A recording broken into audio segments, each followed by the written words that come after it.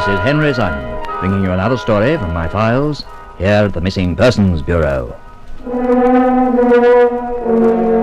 In these stories of the Missing Persons Bureau, dramatized for Henry Simon by Ross Napier, names and addresses have, for obvious reasons, been changed.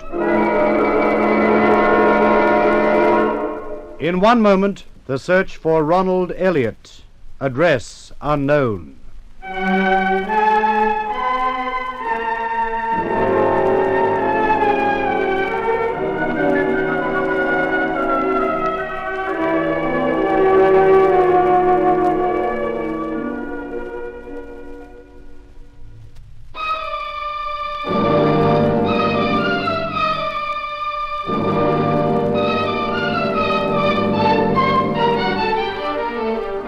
And here again is Henry Simon. In the past 10 years, much has been written concerning the rapid decline of the post-war generation. This stems largely, of course, from the increase in juvenile delinquency and the emergence of various youth cults, teddy boys and so on. The main questions that have arisen seem to be, firstly, how has this come about? And secondly, who is to blame? Numerous self-appointed spokesmen of the post-war generation place the responsibility fairly and squarely upon the shoulders of the parent generation. And the parent generation, in its turn, falls back on the war. My own view is that civilization itself is at fault, and that both generations are merely victims of its perversity. Such is the theme of the story which I'm about to relate. The story of a young man who was born with a chip on his shoulder, the weight of which proved almost too heavy to bear. It began on an October morning in the year 1956, when I was visited here in my office at the Missing Persons Bureau by a young woman who gave her name as Zelda McLean. She was 21 years of age, attractive in a tomboyish sort of way, with an intensity of expression and a wealth of youthful naivety. We live in depressing times, Mr. Simon. Don't you agree? Depressing? In what respect exactly? In every respect. We have no future. Well, now, that's rather a sweeping statement to come from somebody of your tender years. But let's not involve ourselves in a discussion at this point, eh? My time is rather limited, you know. Oh, yes, of course, I'm sorry. It's just that I'm so mixed up and, well, sort of preoccupied with myself and my thoughts, if you follow my meaning. Yeah, quite, yes. Well, now, suppose you tell me just why you're here and what it's all about, eh? It's about Ronald. He's disappeared. Ronald? Ronald Elliot, my fiancé. I see, and you want us to find him, is that right? Yes. You realize, of course, their fees are quite considerable. Oh, money's the least of my worries. I have all I want. And a good deal more. You're very fortunate. I won't be for much longer. Not if I marry Ronald. No? Daddy's threatened to cut off my allowance. He doesn't approve of your choice. Oh, he never has. He and Mummy both. They just don't understand Ronald. Not many people do. Because of what he is, they dislike him. You see, he's different. In what way? When he doesn't think as they do. He's the intellectual type. Yes, I suspected he might be. I beg your pardon? Oh, nothing. Please go on. To put it in a word, he's an existentialist. An existentialist? Yes. I don't wish to appear ignorant, but I'm afraid It means he's a sort of outsider. Oh. He doesn't believe in convention as we know it. He invents his own as he feels it should be, in accordance with his convictions and beliefs. I see. How old is he? 22. And you're officially engaged to be married? Well, no, not officially. But we have an understanding. How long have you known him? For about 2 years. And when did he disappear exactly? He's been gone a week. Gone from where? His lodgings. He has a room. Or rather, he had a room in Turnham Green. He lived alone? Yes. And his family, his parents? He has nothing to do with them. They threw him out. When? 3 or 4 years ago, before I met him. Why was this? They just didn't get on. Like your own parents, they failed to understand him, perhaps. They weren't able to appreciate the complexity of his mind. He was above them, both socially and intellectually. Is he employed? He's had dozens of different jobs over the years. Nothing that's ever suited him. Was he working at the time of his disappearance? No. Was he fitted for any particular sort of profession or trade? Well, no, not really. Although there's nothing he couldn't do if he wanted to. The point is, he has no specific ambition. He sees the world and humanity as a whole for what it is, and he wants no part of it. That must be very awkward for him. Oh, it is. But he's not alone. Everywhere, others like him are crying out for their rightful heritage, demanding that their cause should be recognized. Cause? Why should we suffer for the wrongs of our parents?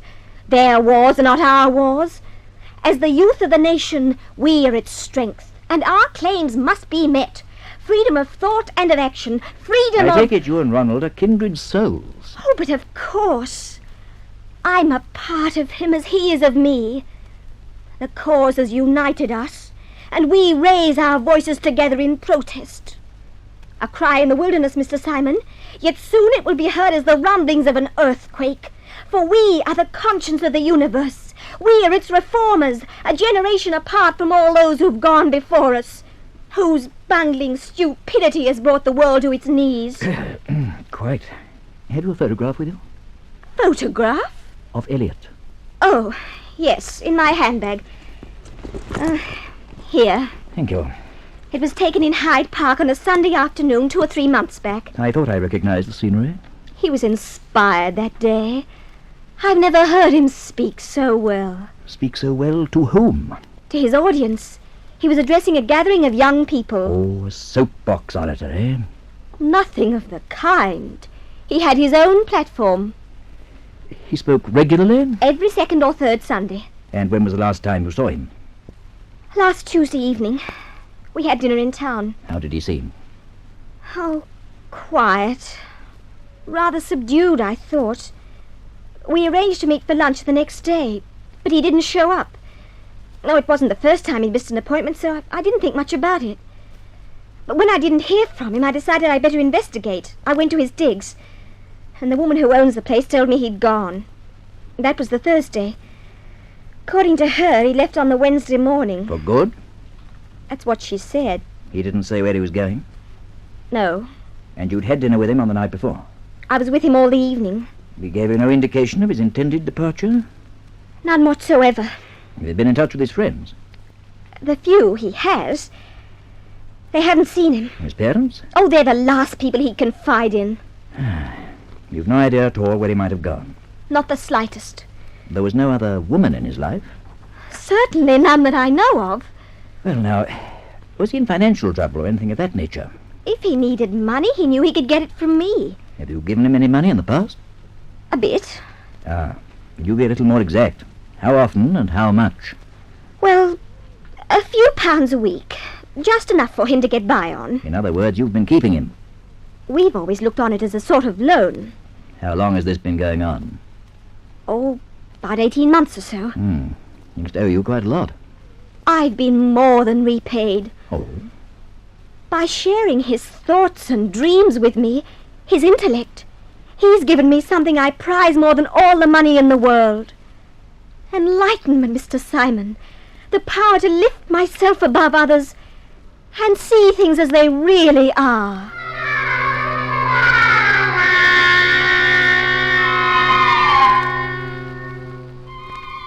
Hold it, Chief, now hold it. Could I have that word again, syllable by syllable? Existentialist.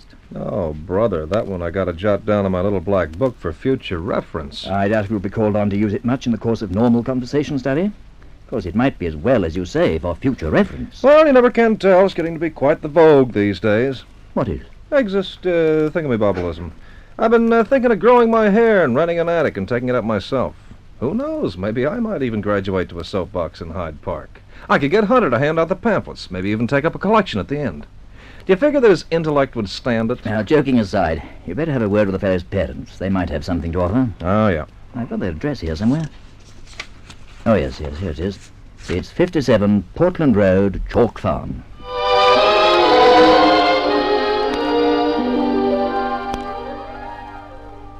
At the Chalk Farm address, a neat semi-detached bungalow in a quiet, pleasant neighborhood, Studdy was greeted by our quarry's mother, Mrs. Lorna Elliot, a thin, tired-looking woman, estimated by the agent to be in her early 50s.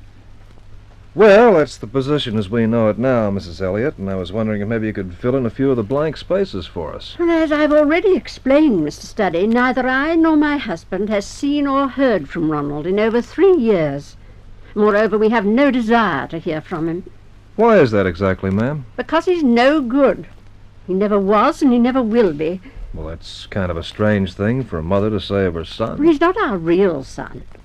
We adopted him when he was a child. Oh? I was unable to have children, you see, and my husband was anxious that he should have someone to survive him. Uh-huh. It didn't work. Hard as we tried, the boy simply wouldn't allow us to guide or advise him. For some reason, in spite of all we did for him, he seemed to resent us, even to despise us. We gave him the best education we could afford, lavished him with all the love and affection that was in us, and he repaid us by doing everything in his power to make our lives unbearable. How was his record at school? It couldn't have been much worse. He was expelled from 4 different schools in as many years.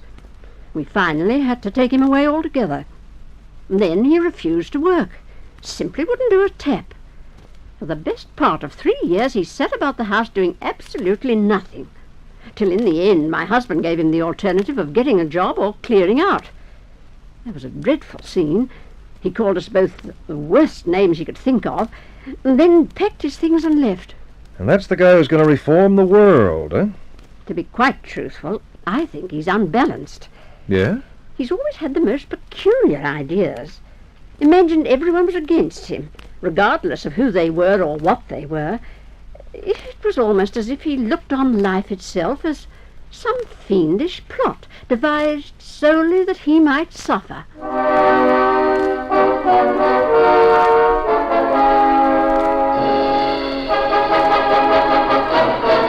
Henry Simon returns to continue this story in just a moment. And here again is Henry Simon.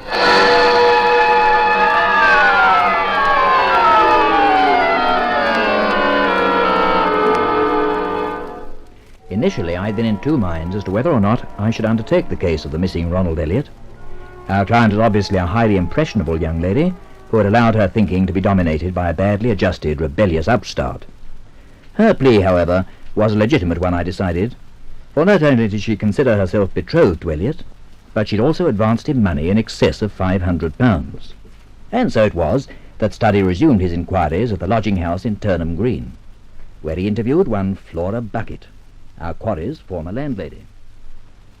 So he's in trouble, is he? Oh, can't say I'm surprised. Well, no, ma'am, there's no trouble. A friend of his is anxious to locate him, that's all. Oh, it's no use coming to me. Like I said, he just left here. Not a word of where he was going or why. Up and off before he even had time to think of asking him. Oh, not that I would have bothered anyway. Too glad to see the last of him. Oh, why? He was odd, that's why. Screw loose. You only had to look at him to see that. Had the eyes of a wild animal. But if that's the case, how come you took him in the first place? Oh, I wasn't so particular then. I couldn't afford to be. Lodgers was hard to come by. But I swear there were times he fair put the wind up me. How do you mean? Well, the way he looked and things he said. Such as? There was no making sense of 'em, just words.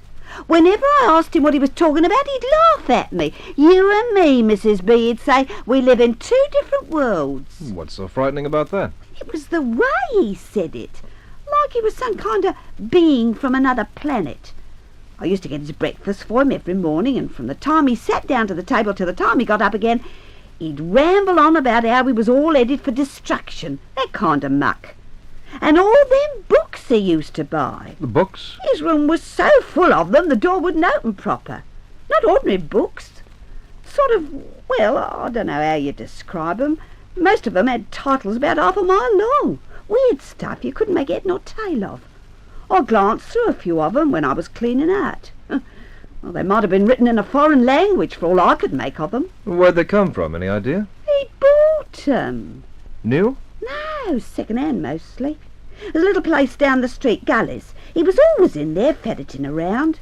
Never went in, but he didn't come out with his arms stacked full of 'em. Then he'd lock himself in his room and read for days on end without budging. Sometimes his light was on through the night. Oh, talk about a bookworm. When he left here, did he take 'em all with him? No. Now that's the strangest part of it. Before he went, he carted the lot downstairs and dumped 'em in the backyard. Oh, there must have been a couple of 100. Yeah? Then, calm as you please, he put a match to 'em, made himself a bonfire.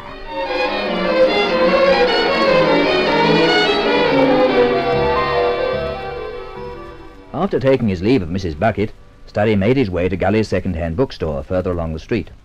It was a large shop, and like many of its kind, was dimly lit and musty. The shelves that lined the walls were piled high with books.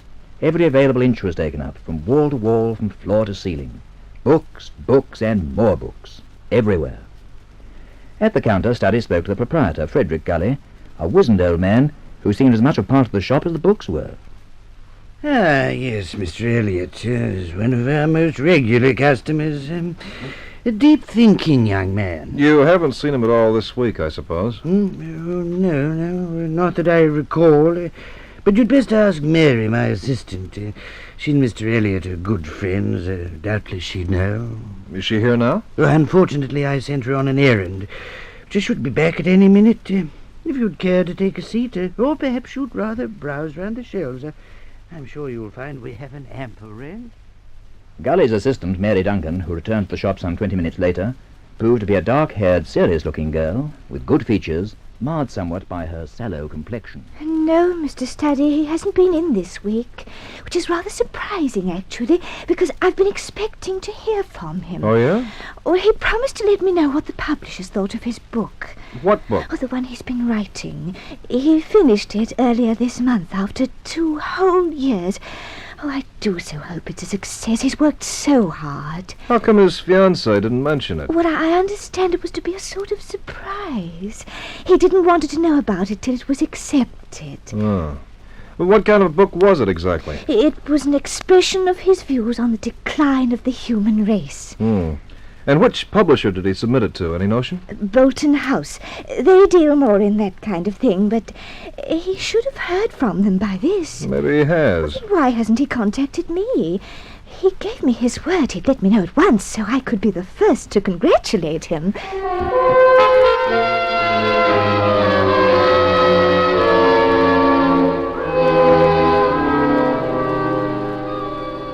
At the Piccadilly offices of Bolton House, a well-known London publishing firm, Studdy was referred to one James Hibble of the editing staff. Elliot? Oh, yes, of course. He brought the manuscript in to me himself. Had an introduction from one of my associates. Oh, and what was the verdict? Not good, I'm afraid. Oh, it had merit of an obscure kind, but to begin with, it was far from original. At least 50% of his thoughts were directly inspired by the writings of Nicholas Ferrar, and those that weren't came from Swedenborg, Kierkegaard, Shaw, and a dozen others. In one particular spot, a whole passage was taken word for word from Boehmer. Oh, no, Mr. Studdy, I'm afraid our young friend, although obviously an ardent consumer of profound works, has little to offer the world. Apart from his borrowing, he's far too destructive, immaturely so, to make his presence felt. You follow? Well, I get the general idea. Too many gripes and nothing to gripe about. Exactly. Perhaps in 20 years' time, when he's lived a little more, when his head's a trifle clearer and maturity has clarified his thinking, perhaps then he'll try again. I take it you rejected the book, huh? Outright. The manuscript was returned to him last week. Yeah, that figures. And you haven't heard from him since, I guess? No. Well, I won't take up any more of your time, Mr. Hibble. Thanks a lot.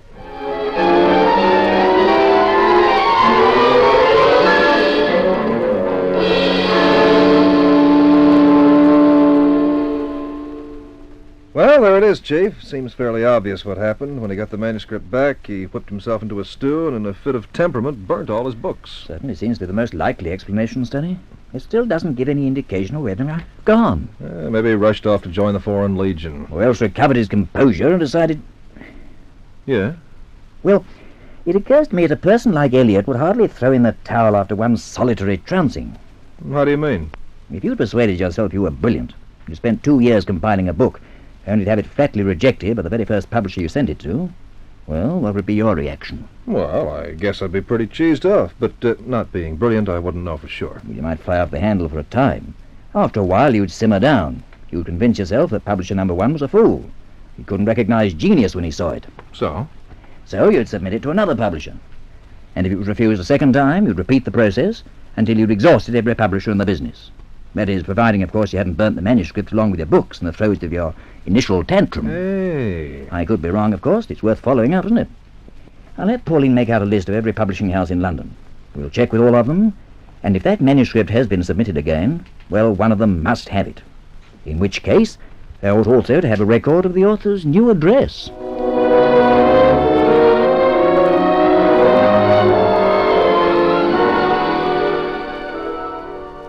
It was simple enough to obtain a list of the various London publishing firms, and it was just as simple, although somewhat more arduous, to check with each one in turn. This latter task, of course, was Study's, and it consisted of 11 separate phone calls, which he made the following morning, working through the list in alphabetical order until he found himself talking to a certain Irwin Cropton of the Randolph Press, who more than justified his diligence. Ronald Elliot, you say? Yeah, that's the name. What was it you wished to know about him exactly? Well, first and foremost, whether he submitted a manuscript to you in the past week. We did receive a manuscript from a writer of that name, yes. As a matter of fact, I have it here on my desk now. But, Well, where can he be contacted? Can you tell me? Just hold the line a moment, I'll check. Oh, thanks. Bullseye, Chief.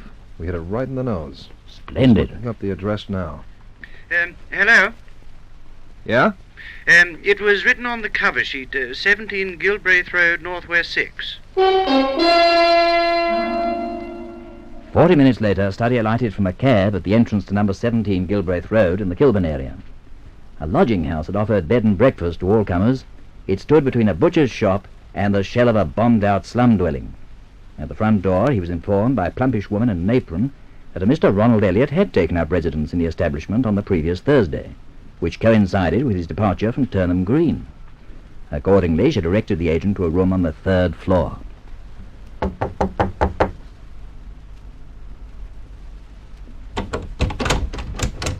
Yes? Ronald Elliot? Yes. Like a word with you. Study's the name, Missing Persons Bureau.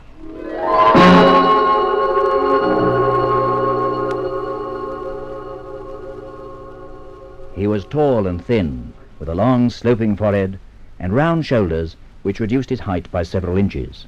His hair was ruffled, he was unshaven, and his sunken eyes were red with strain.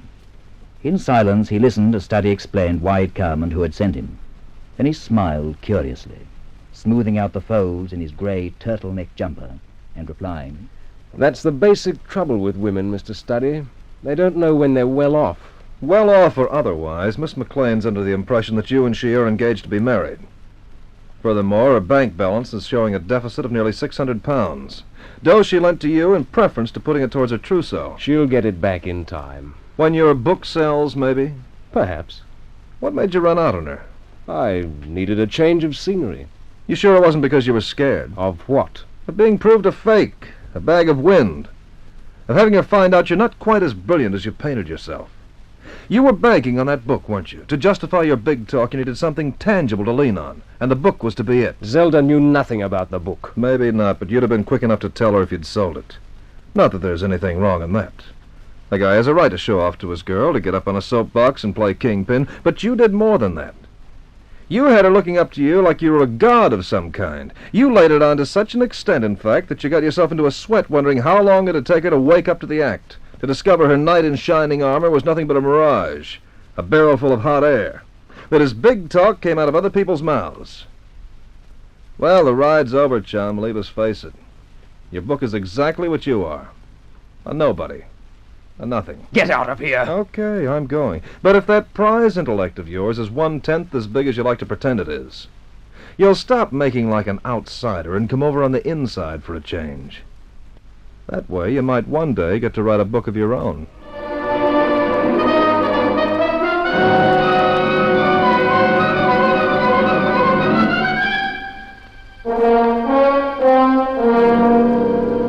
Henry Simon returns to conclude this story in just a moment. And here again is Henry Simon. Whether Studdy's words had any effect on Ronald Elliot, I couldn't say. For as far as we were concerned, directly our client had been informed of his whereabouts, the case was closed. I very much doubt that words alone could bring him to his senses, however. He was far too steeped in self-deception and conceit. After all, bitter experience is the only cure for such a malady, and even that is by no means infallible. There are some people who will never learn, either from their own mistakes or from the mistakes of others, but they will simply continue blindly along their chosen course, to be swallowed up by the oblivion of their own stupidity. And now, this is Henry Simon, as always, inviting you to meet me here again, and for the present bidding you not goodbye, but simply au revoir.